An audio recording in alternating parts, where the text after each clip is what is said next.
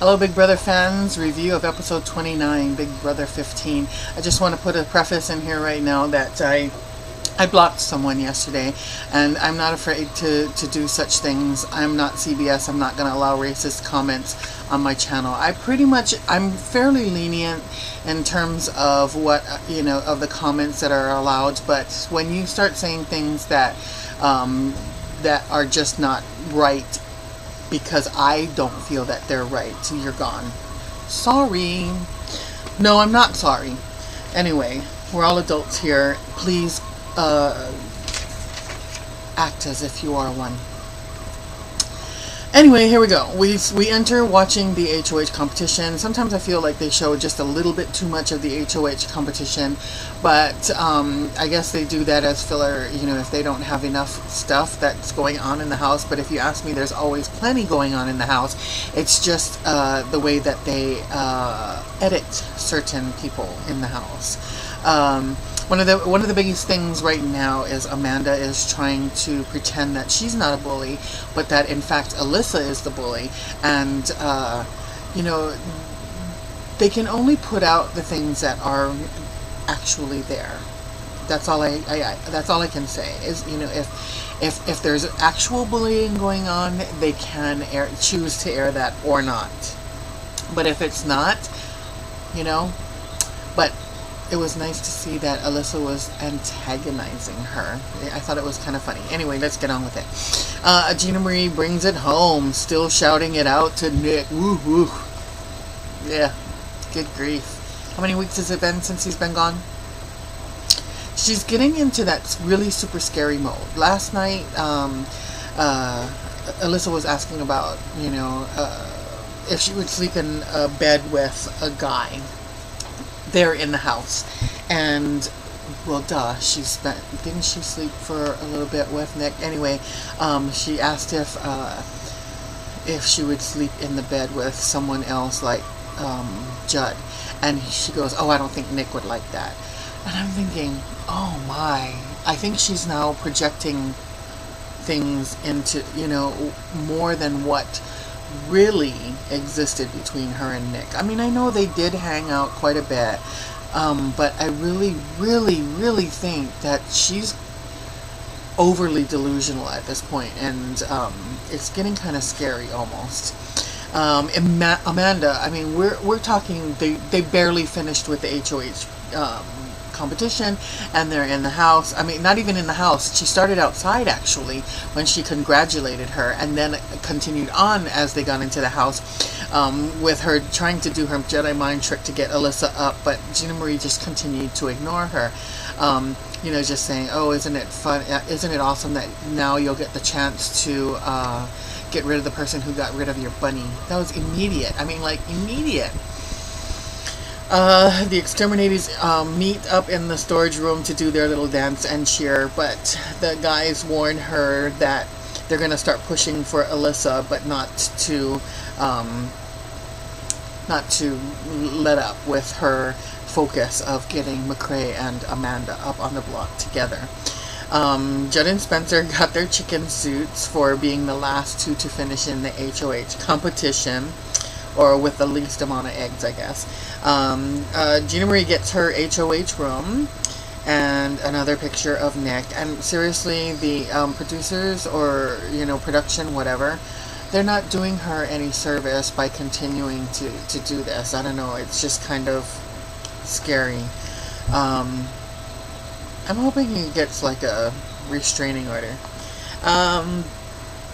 Alyssa continues to antagonize and rub in the fact that she misses Aaron, and it started really pissing off Amanda, because she knew she was doing it to piss her off. I miss Poopy.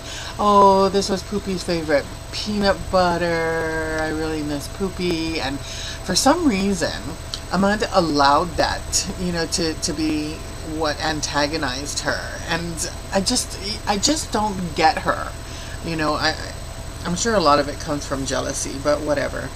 And then at that point, Amanda commenced again with her bullying or antagonizing or whatever you want to call it of Alyssa by walking through the room when she hears Alyssa talking about, how I can't believe that, this person is like this, trying to bring others down because, they're miserable, blah, blah, blah. She hears this and decides that she has to paint her fingernails there in that room where Alyssa is, instead of just continuing on and doing what she was going to do.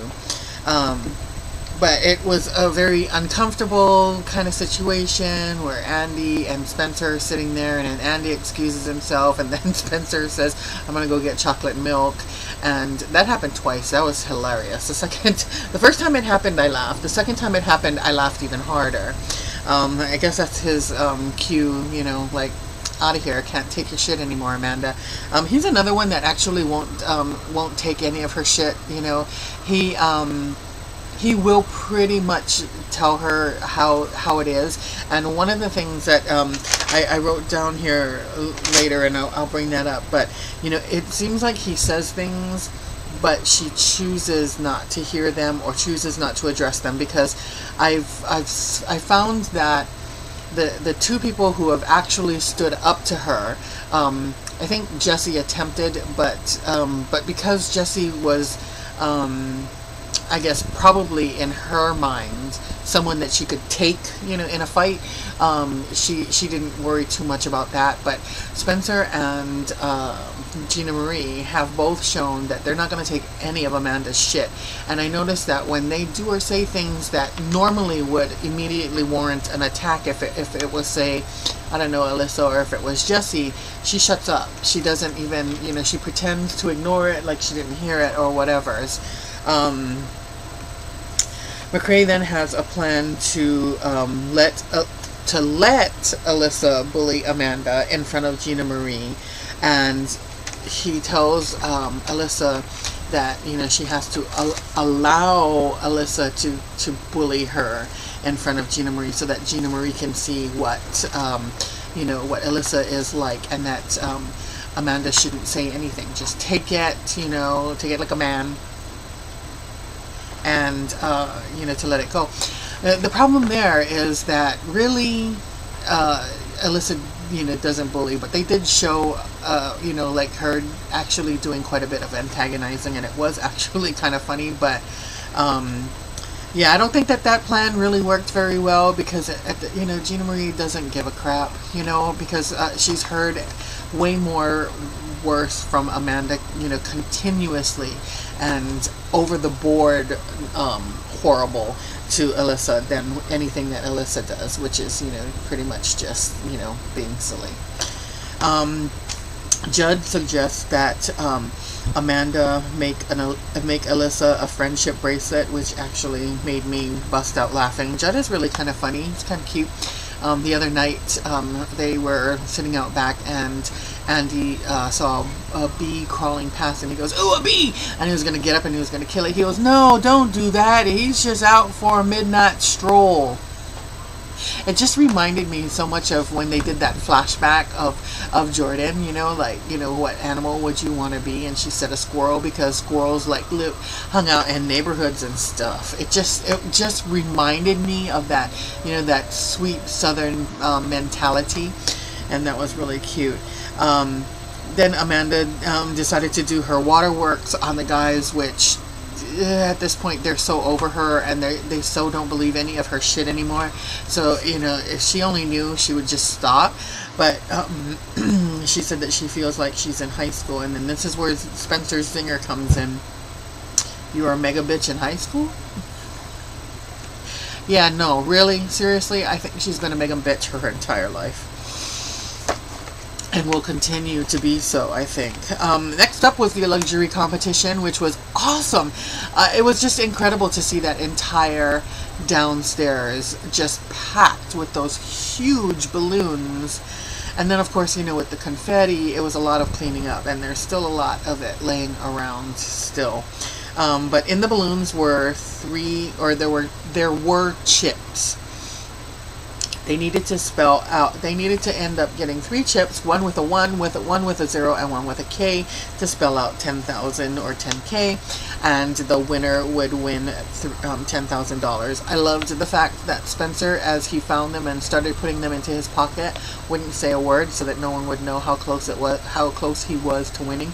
And this was another one where Amanda was a very poor sport, and whined and cried and complains that she never wins anything. Whereas on the flip side, everyone congratulated Spencer, but then they all admitted deep down inside, well, at least Andy did, and one other person, I can't remember who, admitted that they would have preferred that it was them that won the $10,000, but was very happy that Spencer won it. That somebody won it. But never once do you hear anything like that come out of Amanda's mouth. No, Missy wants money, and wants to win everything, and yet has only been allowed to win one POV.